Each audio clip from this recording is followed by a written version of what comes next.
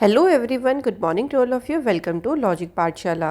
आज की इस वीडियो में हम कवर करेंगे 11 अप्रैल 2023 के इम्पॉर्टेंट करंट अफेयर्स के क्वेश्चंस। फ्रेंड्स, इस वीडियो का जो पीडीएफ है वो आप लोगों को हमारे टेलीग्राम ग्रुप से मिल जाएगा। लिंक आपको डिस्क्रिप्शन बॉक्स में दिया गया है। आप लोग टेलीग्राम पर डायरेक्टली भी सर्च कर सकते हैं लॉजिक पाठशाला 16। वहाँ से भी फ्रेंड्स आप ग्रुप को ज्वाइन कर सकते हैं। और अगर आपको हमारी वीडियोस का कंटेंट अच्छा लगता है तो फ्रेंड्स प्लीज़ वीडियो को लाइक ज़रूर करें, जिससे हमें एक मोटिवेशन मिले। शेयर करें अपने दोस्तों के साथ और चैनल को सब्सक्राइब ज़रूर करें। तो चलिए फ्रेंड्स, शुरू करते हैं आज के इस क्लास को मोटिवेशन कोट से। असफलता तुम्हें कभी छू नहीं सकती अगर सफलता पाने की तुम्हारी इच्छा शक्ति मजबूत है। अगर आपने दृढ़ निश्चय कर रखा है ना कि आप अपनी लाइफ में सक्सेस हासिल करके ही रहेंगे, तो आपको कभी भी फेलियर नहीं छू सकता। क्योंकि जब हम अपने मन में दृढ़ निश्चय कर लेते हैं ना, कितनी भी प्रॉब्लम्स क्यों ना है, अगर हम फेलियर को फेस भी कर रहे हैं, उससे हम सीख के फिर से आगे बढ़ेंगे। हम फिर से खड़े होंगे और फिर से हम आगे बढ़ के अपनी सक्सेस के रास्ते पे फिर से चलना शुरू कर देंगे। लेकिन उसके लिए आपकी जो इच्छा शक्ति है, कि अगर आप जो चाहते हो वो मजबूत होना चाहिए, वो इरादा आपका पक्का होना चाहिए। तो फ्रेंड्स, चलिए स्टार्ट करते हैं इम्पॉर्टेंट डे से। तो आज है 11 अप्रैल। आज का इम्पॉर्टेंट डे है नेशनल सेफ मदरहुड डे। कब मनाया जाता है? 11 अप्रैल को। इस दिन देखिए अवेयरनेस की क्रिएट की जाती है the need for care, medical checkups, health support and government initiative needed to ensure safe motherhood. तो सेफ मदरहुड के लिए क्या क्या केयर की ज़रूरत है, क्या क्या मेडिकल चेकअप्स की ज़रूरत है, उनको कितना हेल्थ सपोर्ट चाहिए, गवर्नमेंट्स के क्या इनिशिएटिव है, इनके बारे में अवेयरनेस जो है इस दिन क्रिएट की जाती है।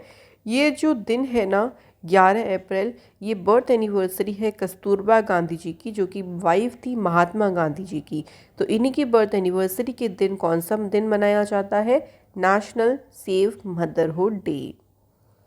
स्टार्ट करते हैं फ्रेंड्स क्वेश्चन नंबर फर्स्ट से। पहला क्वेश्चन है, in which command conducted a large scale joint military exercise Ex Kavach involving assets of the army, navy, air force and coast guard.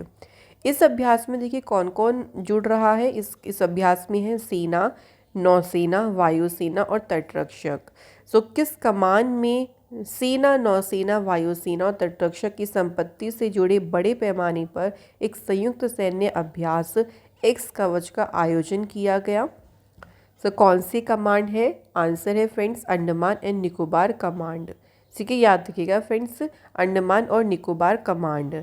Exercise कवच की बात करें तो ये स्ट्रक्चर्ड है ताकि जो जॉइंट वॉरफेयर कैपेबिलिटीज़ हैं उनको एनहेंस किया जा सके, यानी उनको बढ़ाया जा सके, और standard operating procedures of the armed forces, यानी जो भी मानक संचालन प्रक्रिया है उनको बढ़ाने के लिए इसको पूरी तरीके से, इस एक्सरसाइज को इसी तरीके से स्ट्रक्चर जो है किया गया है। साथ ही में देखिए जो फोर्सेज हैं, जैसे आर्मी हो गई, आर्मी जो नेवी, एयरफोर्स, कोस्ट गार्ड है, इनके बीच में जो ऑपरेशनल सिनर्जी है उसको भी मजबूत किया जा सके, यही इस जो एक्सरसाइज है इसका मेन उद्देश्य है। हाल फिलहाल देखिए कुछ और एक्सरसाइजेस की बात करें तो अभी हाल ही में कॉप इंडिया एक्सरसाइज हुई थी, जो कि हुई थी इंडिया और यूएसए के बीच में। कहाँ हुई थी? काकीकुंडा एयरबेस, वेस्ट बंगाल में। कोंकण अभ्यास जो था वो हुआ था इंडिया और यूनाइटेड किंगडम के बीच में, और ये अभ्यास हुआ था अरेबियन सी में। एफिंडेक्स की बात करें तो ये एक्सरसाइज हुई थी इंडिया और अफ्रीका के बीच। कहाँ पे हुई थी? पुणे में। तीसरी सी ड्रैगन एक्सरसाइज ये हुई थी फ्रेंड्स इंडिया और यूएसए के बीच में, और इसका आयोजन कहाँ पे हुआ था? गुआम, यूएसए में। चलिए नेक्स्ट क्वेश्चन पे बढ़ते हैं। अगला क्वेश्चन है, the second meeting of G20 development working group was organised in which city? तो G20 डेवलपमेंट वर्किंग ग्रुप की जो दूसरी बैठक है किस शहर में आयोजित की गई? फ्रेंड्स, इसका आयोजन किया गया है कुमारकोम, और कुमारकोम कहाँ पे लोकेटेड है? तो ये है केरल स्टेट में। तो यहाँ पे हुई second G20 development working group की मीटिंग। इस बैठक में जो G20 के डेलीगेट्स हैं उन्होंने 2030 जो एजेंडा हासिल करने और डिजिटल डिवाइड को ब्रिज के लिए जो भी डिजिटल टेक्नोलॉजीज़ की इम्पोर्टेंस है उसके ऊपर यहाँ पे जोर दिया। इसकी जो फॉर्मल प्रोसेसिंग हुई थी और इसे इनॉग्रेट किसने किया था, दम्मू रवि जो कि सेक्रेटरी हैं मिनिस्ट्री ऑफ एक्सटर्नल अफेयर्स में। तो इनके द्वारा जो स्टार्टिंग की प्रोसीजिंग हुई देखिए उसको इनॉग्रेट किया गया। बात करते हैं G20 से रिलेटेड कुछ और इम्पॉर्टेंट मीटिंग्स की। तो जब आप बार बार देखिए मीटिंग्स को पढ़ेंगे फ्रेंड्स तो आपको डेफिनेटली बिल्कुल दिक्कत नहीं होगी याद करने में। तो देखिए Y20 जिसे हम कहते हैं यूथ 20 कंसल्टेशन मीटिंग, ये मीटिंग कहाँ पे हुई, IIT कानपुर में। चौथी बिजनेस 20 मीटिंग हुई कोहिमा नागालैंड में। Second G20 employment working group की मीटिंग कहाँ पे हुई, गुवाहाटी असम में। नेक्स्ट क्वेश्चन, अगला क्वेश्चन है union minister of law Kiren Rijiju has recently released which edition of the Dogri version of constitution of India. So हाल ही में देखिए किरण रिजिजू ने, जिनके पास में लॉ मिनिस्ट्री है, इनके पास ध्यान रखिएगा, इन्होंने अभी भारत के संविधान की डोगरी संस्करण, मतलब जो हमारे इंडिया का कॉन्स्टिट्यूशन है वो डोगरी लैंग्वेज में लिखा गया, उसका कौन सा संस्करण जारी किया है। तो राइट आंसर है फ्रेंड्स उसका पहला ही जो संस्करण है, पहला एडिशन जो है डोगरी वर्जन ऑफ कॉन्स्टिट्यूशन का, इसे अभी हाल ही में रिलीज़ किया है किरण रिजिजू ने। अगर हम बात करें इंडिया के कॉन्स्टिट्यूशन की, सो वर्ल्ड का ये सबसे लंबा रिटन कॉन्स्टिट्यूशन है and has guided India's nation building process for over 7 decades. 7 decade से भी ज़्यादा समय तक ये भारत की जो राष्ट्र निर्माण प्रक्रिया है उसको गाइड करेगा हमारा जो कॉन्स्टिट्यूशन है। तो कई बार क्वेश्चन पूछ लेते हैं कि कौन सी कंट्री का जो कॉन्स्टिट्यूशन है वो सबसे लंबा लिखित कॉन्स्टिट्यूशन है। तो याद रखेंगे फ्रेंड्स कौन सी कंट्री है, इंडिया। कुछ इंपॉर्टेंट पॉइंट्स की बात करें जो कि कॉन्स्टिट्यूशन से रिलेटेड हैं। चलिए मैं आपको कुछ इंपॉर्टेंट पॉइंट्स बता देती हूँ। देखिए अगर हम बात करें कि कॉन्स्टिट्यूशन असेंबली के द्वारा हमारा जो कॉन्स्टिट्यूशन है उसे कब अपनाया गया था, सो उसे याद रखेंगे अडॉप्ट किया गया था 26 नवंबर 1949 को।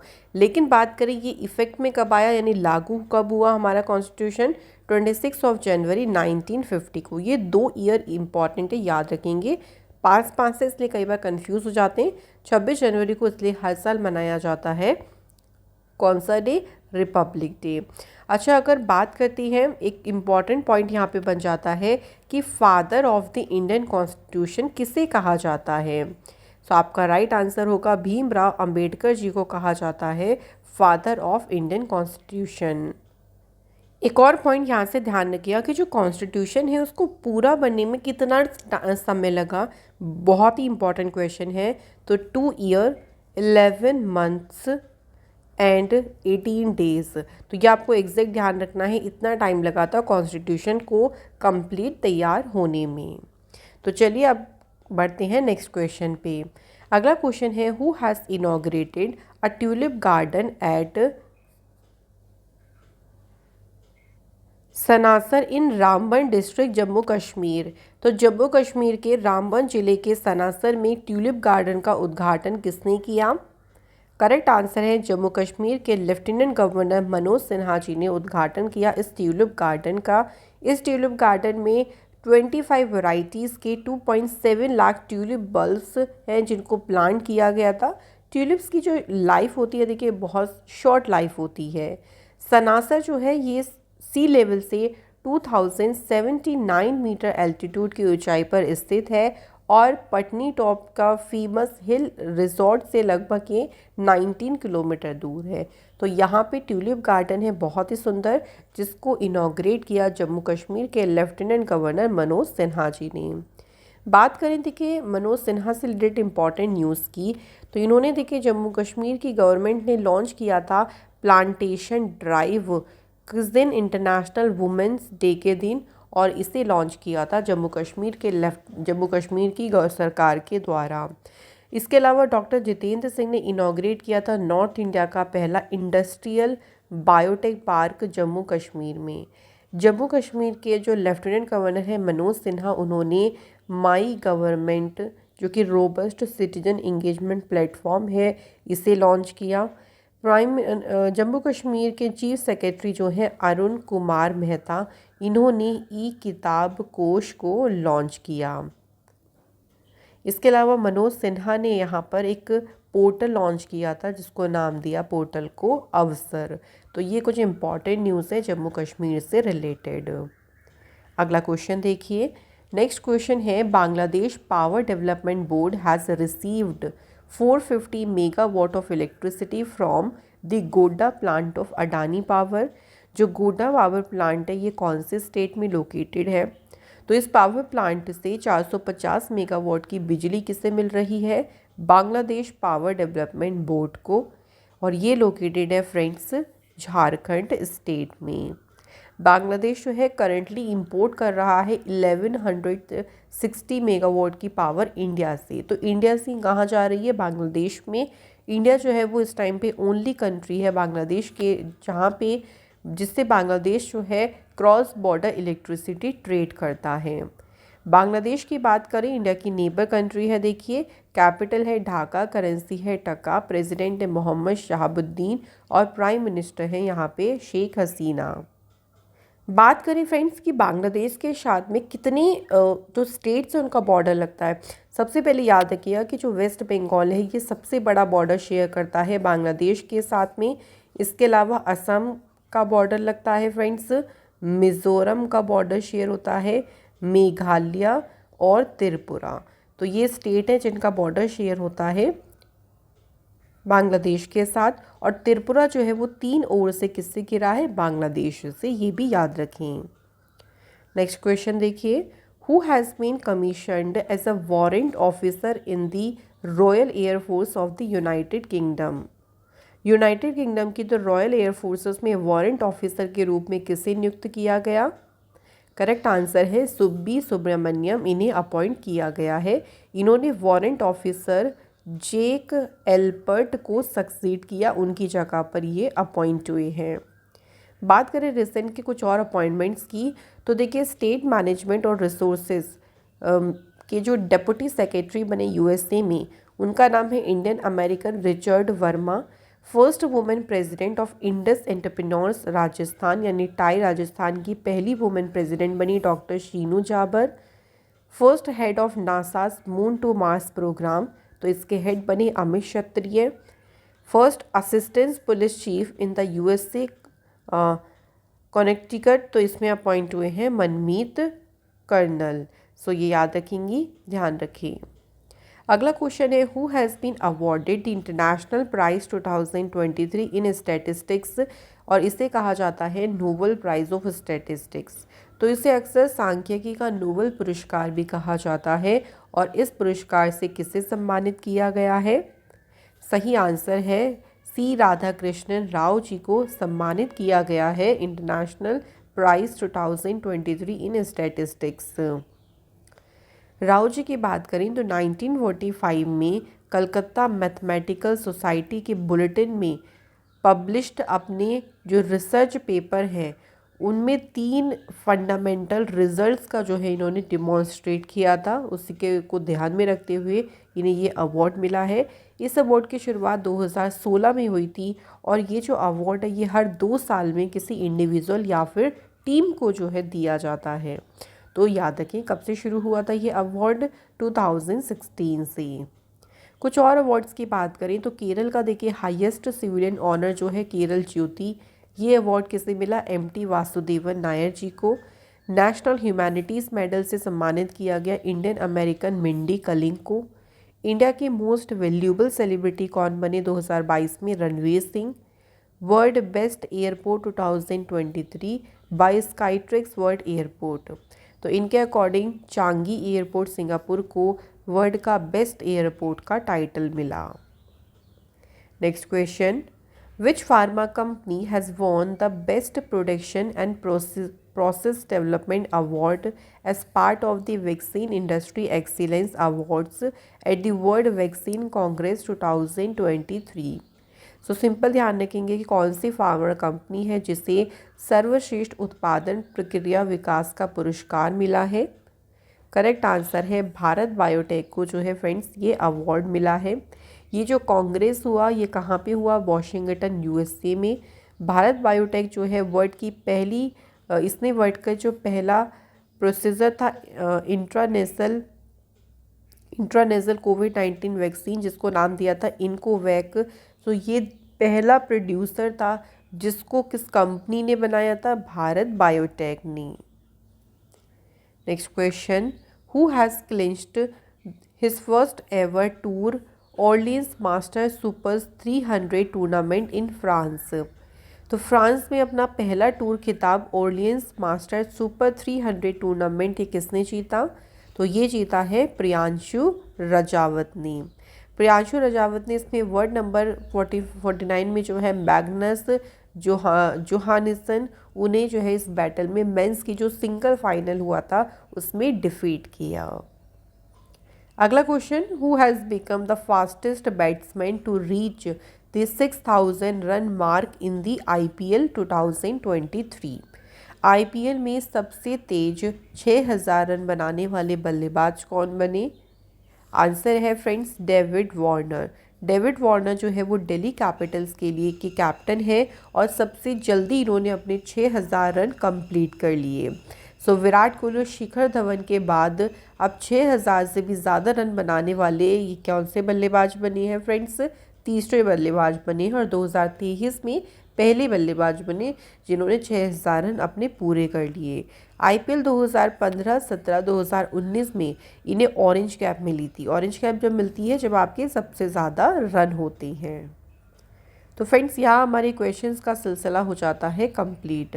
टाइम आता है फ्रेंड्स अब रिवीजन करने का, तो चलिए हम कल के क्वेश्चंस को रिवाइज कर लेते हैं फटाफट से।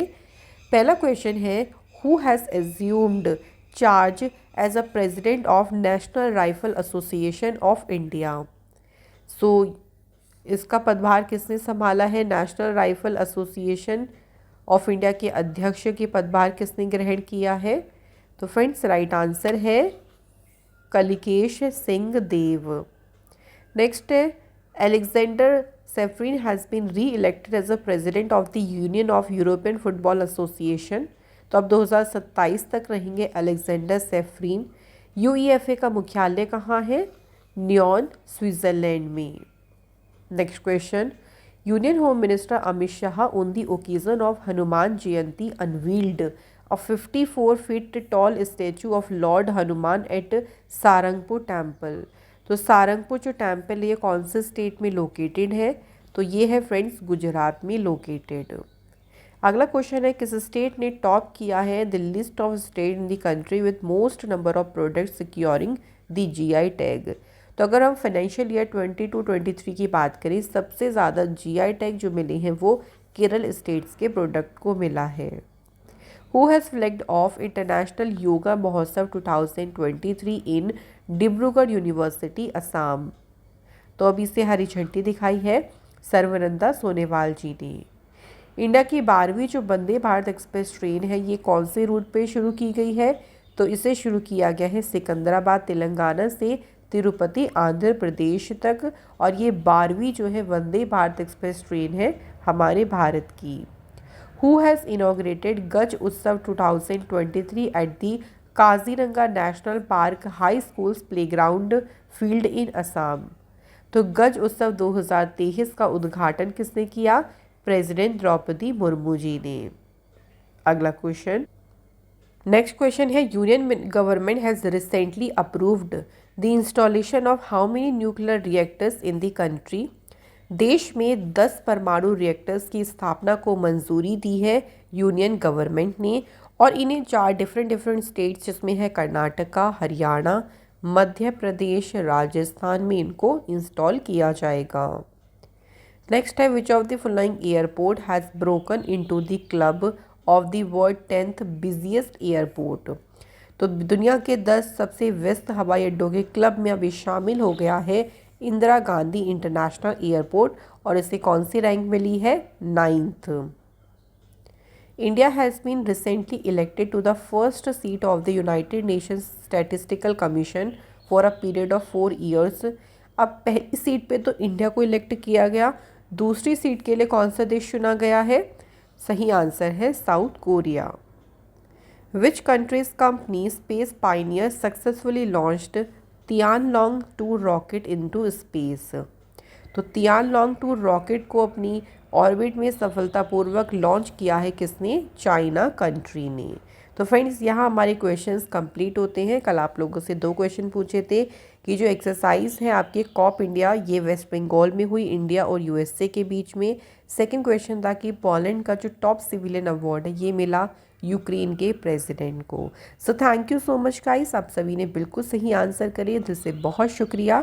आज के हमारे कमेंटर नेहा अग्रवाल एंड उदिता चक्रवर्ती, आप दोनों को दिल से बहुत शुक्रिया। तो चलिए फ्रेंड्स, अब बारी आती है आज के क्वेश्चंस की। तो अब आपका ध्यान पूरा फोकस होना चाहिए क्वेश्चन पे। पहला क्वेश्चन है कि शिवाजी को छत्रपति की जो टाइटल है वो कब मिला, यानी छत्रपति की जो उपाधि है वो उन्हें कब मिली।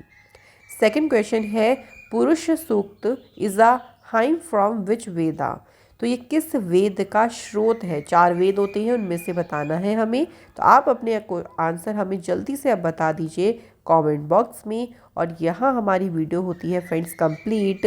वीडियो आपको हमारी अच्छी लगी हो तो फ्रेंड्स प्लीज़ वीडियो को लाइक करें, शेयर करें अपने दोस्तों के साथ में, और चैनल को सब्सक्राइब कर नोटिफिकेशन बेल आइकन को ज़रूर ऑन रखें। आप लोगों से अगली वीडियो में फिर मुलाकात होगी। Thank you so much for watching this video.